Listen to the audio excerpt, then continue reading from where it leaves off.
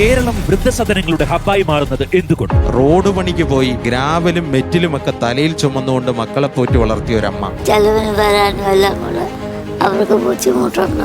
എനിക്ക് അവിടെ ഒരു ഇതുമില്ലാതായി കഴിഞ്ഞപ്പോൾ ഞാൻ അവിടെ നിന്ന് ഇറങ്ങി കഴിഞ്ഞ് പോകുന്നു.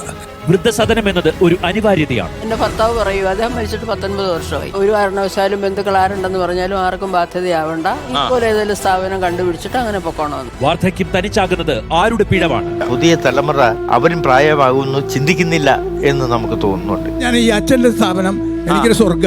പല കാര്യങ്ങളെല്ലാം തീർന്നു കഴിഞ്ഞപ്പം എന്നെ അവർക്ക് വേണ്ട വേണ്ടാന്ന് ഞാൻ എന്ത് ചെയ്യും?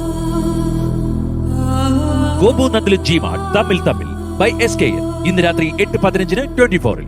ഗോപു നന്ദിലക് ജിമാർട്ട് തമ്മിൽ ബൈ SKN സമർപ്പിക്കുന്നത് ഗോപു നന്ദിലക് ജിമാർട്ട് ചില്ലാക്സ് ഓഫർ നറുക്കെടുപ്പിലൂടെ 5 കാറുകൾ നേടൂ.